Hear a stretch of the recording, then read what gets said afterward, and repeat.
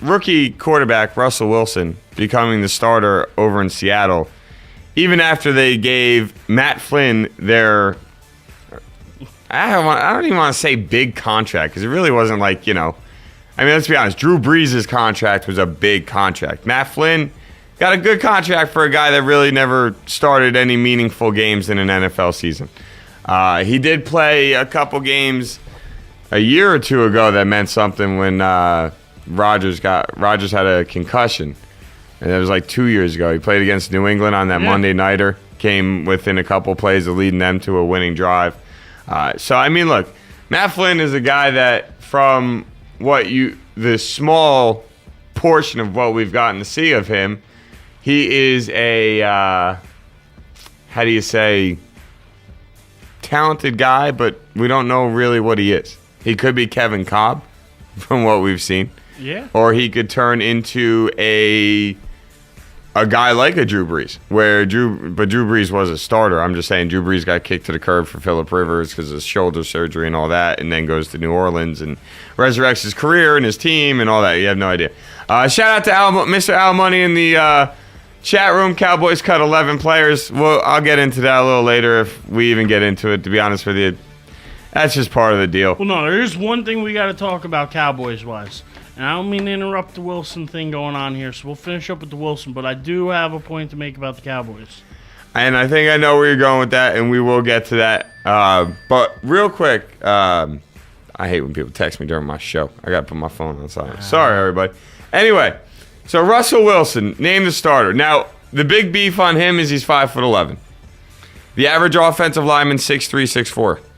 So he's going to have a hard time seeing over his offensive line. Hence, they're going to have passing lanes for him instead of just letting him read route combinations. Where like a Brady is 6'5", and he can just stand and be able to stand and look over his offensive line. It's not a problem. At 5'11", it's a little bit harder. I can tell you, just because I know if I had a bunch of 6'4", 6'5", 300-pound guys standing in front of me, I don't know how well I'd be able to see over them. I'm 5'11", 6 foot. So Breeze is a small guy too. Breeze is like 6 even, I think he is. Yeah, that's stretching it. It's stretching it. Yeah, that was a big knock on him a few years back when they drafted Rivers, and he was going places between his shoulder injury and his size.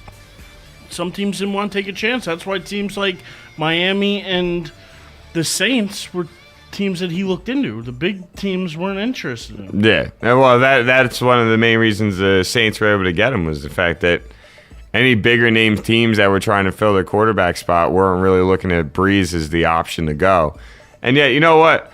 I think when it really comes down to it, everything works out for a reason, and Breeze going to New Orleans couldn't have worked out better for him or New Orleans, but that's neither here nor there.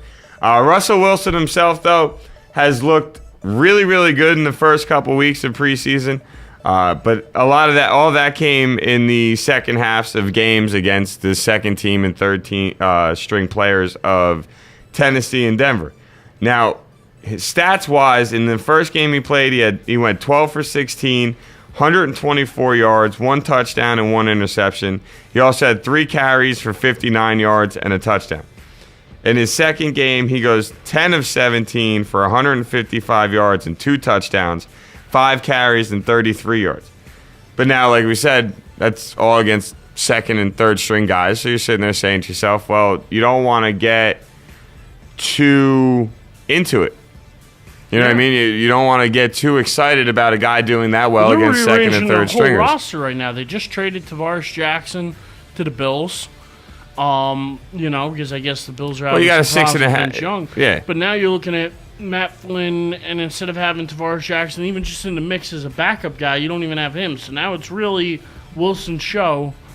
And to be honest, I really don't think Pete Carroll's throwing all his eggs in one basket with Russell Wilson. He really is. Now, granted, he did the right thing this weekend by cutting T.O., because with that headache and that nonsense in your locker room isn't really good to corrupt a rookie QB. But, I don't think Pete Carroll is making the right moves there. The only move they've made that's a good move is getting Marshawn Lynch. That's about the only move they've made in the last couple of years. It's been anything really to talk about. Yeah. Well, I mean, so the idea is pretty much what is interesting to me is that when you look at the stats he put up, you say to yourself, you're like, well, that's really impressive, but you did it against backups and it's preseason. So they decide to start him, against Kansas City on Friday night. And what does he do but come out and show everybody that pretty much what he did against the second and third stringers is a natural ability for him. He naturally is athletic. He can run with the ball. He has a good arm. The guy knows how to throw a football. The guy knows how to get the ball where it needs to get. The biggest knock on him more than anything was his size. Coming out of school, that was his biggest knock. So you're sitting there saying he also came out of a run-heavy offense in college. Yes. He played in Wisconsin. Yes. Wisconsin's Monty Ball. He's a Heisman candidate. He was a Heisman candidate last year, yeah. So that's what I'm saying is that it wasn't like he was putting up all sorts of great numbers there in Wisconsin. He was a serviceable quarterback, won some games for him, but he wasn't a star on that team. They're a running team. They're a run-first team up there in Wisconsin, which, I mean, could bode well for him because it looks like Seattle's going to be a run-first team with Lynch, but I still don't see him making enough plays. I don't see them having enough weapons on the outside for him. Which is fair. I mean, you got Braylon Edwards and Sidney Rice. They brought in Kellen Winslow at tight end. But Sidney Rice is always hurt. Braylon Edwards is a head case. They're not really giving him a strong showing. Now I understand these guys can put up numbers, but they're not exactly the guys you want around for a rookie QB. No, but at the same time, Edwards played well in New York with Sanchez. I like Edwards. I kept saying to people all offseason that Braylon Edwards needs to go back to New York. He fit very well in New York. He worked very well with Sanchez. He worked very well with that run-first offense. Correctly. He did, but he was their biggest play guy. He made some really huge plays against Indianapolis in the AFC Championship game, against Indianapolis in the game that didn't matter for Indianapolis in Week 17 of the regular season. He made big plays for them in numerous different. I know what you're saying, but Braylon Edwards to me is like a young Terrell Owens, where you're gonna get stats. But he's also going to kill you in moments. Young, though. No, he's not. But he's still 10 years younger than Terrell Owens. No, he's not. Braylon Edwards? He's like 26, 27 years old. No way. Yeah. No way. Yeah. He was only like 23 when he had that big season with Cleveland. Aren't you? I am going to force you to find it. That's my job to do it. Oh, wait. So you're saying how old? I'm saying Braylon Edwards is no older than 28 years old. See, now you've upped it. You went from 26, now he's 28. All right, so no, but he's still not old. T.O. is 38 years old. So he's 10 years younger. He's not 10 years. I'm gonna find it. Joey in the chat room mentions that Braylon Edwards is 29 years old, born in 1983. There you go. 29.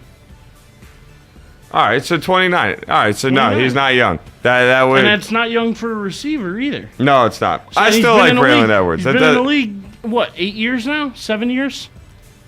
7? That's plenty of time. I mean, he hasn't really worked out in too many places. He's bounced around. He's been with the Jets. He's been with San Fran. He's been a few different places that he hasn't, there's got to be a reason he keeps bouncing around. Nobody's hanging on to him. He had his one amazing year in Cleveland when Derek Anderson was a Pro Bowl quarterback. So that explains that year on its own right there. But, all right, we're getting off topic. Back to Russell Wilson. Russell Wilson started Friday night, goes 13 of 19 for 185 yards, throws 2 touchdowns, has a passer rating of 134.8, and then also added another 60 yards rushing on the ground. So, all told, the man rushed for almost 200 rushing yards. He threw for almost, 400 passing yards, maybe a little more, and he's had 5 touchdowns and only 1 interception through 3 preseason games. Now, Matt Flynn himself hasn't done that bad, but he also hasn't looked nowhere near as good as you'd like to see him look. And you know what? If you're the Seattle Seahawks, why the hell not? Let's be honest. You're not coming into this year with Super Bowl aspirations. Nobody thinks you have a shot at winning the Super Bowl. Now, I'm sure your goal, just like every other team's goal in the preseason, is to win a Super Bowl. But let's be serious. That's what's wrong with the situation there is why the hell not? Why the hell not? Because it's not a good option.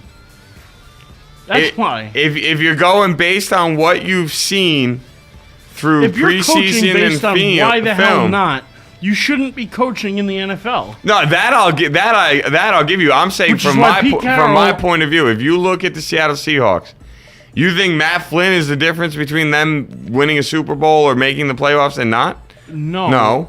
So that's what I completely agree with the fact that I think that Matt Flynn, as opposed to Russell Wilson, could be the difference in 2 wins, 3 wins throughout the year. And that's my point. From a Pete Carroll's perspective, I completely agree with you. He should never, ever look at the job of being a head coach and just say, "Oh, why the hell not?" I completely agree with that. From my perspective, from a quote-unquote fan's perspective, now, no, I'm not a fan of the Seahawks, but just a fan of football. Sometimes you have to look at your deck and just play the wild card. And that's what Russell Wilson is. He is their wild card. He is the guy that nobody has sat there and game planned for to be their starting quarterback. Since Matt Flynn signed, he was the starting quarterback. Out there are worried and game planning about Russell Wilson starting? Anytime a quarterback can run, you have to game plan for him. You have to. You don't have a choice. You can't sit there and say to yourself, Russell Wilson is not a good quarterback, so we won't fear Russell Wilson. Because if you don't fear Russell Wilson, if you don't fear the offense, they're going to put up 35 on you and you're going to lose. Listen, I am telling you right now, if I'm a defense, I am not fearing Russell Wilson. I may fear Marshawn Lynch just a little bit, but I am not putting any fear in Russell Wilson. None whatsoever.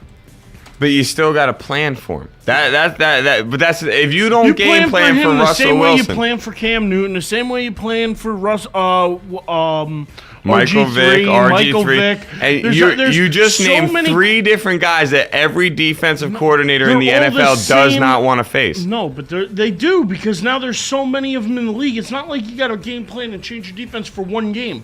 There's so many of these quarterbacks in the league now that teams already have it in their playbook, game planned.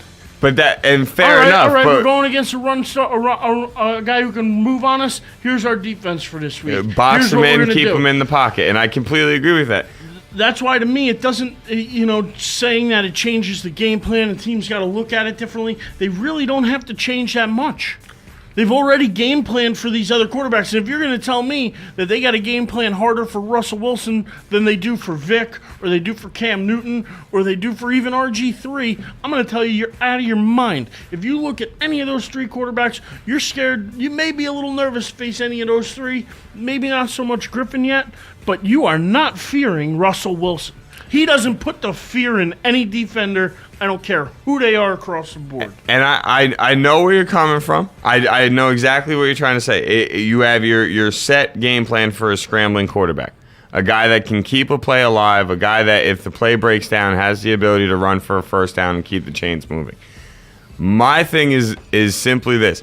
Every time Russell Wilson calls hike and the ball is placed into his hands, the defense is not only going to be worried about the tight end, the running back, the fullback, the wide receivers. You now have to sit there and understand the fact that you either are playing a quarterback spy, you are playing a zoned pass rush where you're boxing him into the pocket. Now, that's fine, but if I'm the Seattle Seahawks and you're going to box my quarterback into the pocket and we're not worried about an actual physical pass rush, and you're going to say we need him to do nothing, we're going to make him pick us apart. That's what we're going to make him do. We will not allow him to run or to throw the ball. To run the ball. All right, fine. 13 of 19, 12 of 16, 10 of 17. And those are, now I understand 2 of those games are against second and third string guys, but that also means he was on the field with second and third string offensive line, second and third string wide receivers. Game again? They just played Kansas City. Oh, Kansas City. Yeah. Because they're going to be really good this year. I think they have the best chance to win the AFC West. No. I like them better than Oakland. I like them better than... Out of your mind. Why? Carson Palmer having a full year He's now. An interception machine. Darren McFadden. It can't stay healthy. A bunch He'll of be- young wide he'll be receivers healthy with no enough. experience. Where did Kansas City finish last year? 6-10, I think. Bottom they of the were. basement there out in the AFC West? Oh, don't even try to use Bottom that of the on basement them. in the AFC You West? can't even So you got them use rising to the that. top? You're the cream of the, they're the You cream of lost the your crop? starting quarterback, your starting running back, your you think starting tight end, your future Hall of Fame safety, and Eric Berry. Eric Berry is going to be one of the best safeties we've ever seen. Listen, again, do you think Jamal Charles, coming off injury, is going to be stellar? No. Do you think Matt Castle can really get the job done there? Led New England No. to 11-5 with That's a New great England season. and a Belichick coach team. And I completely get that. Romeo Crennel is a good head coach. Is he No, he's Belichick? not a good No, head but he's coach. a good head coach. He's as good a head coach as Charlie Weiss. Oh, Why do you think he man, got that the boot is out of it. Cleveland? That's a ballsy statement. It's the truth. No, it is not. What is not truthful about that? All right, so without Castle, without Jamal Charles, without Tony Moyaki, without wait, say that hold name on. again because that's a name people are going to remember. Tony Moyaki? You will He'll be remember. nowhere this year. He'll be nowhere. He'll be right along with Jamal Charles.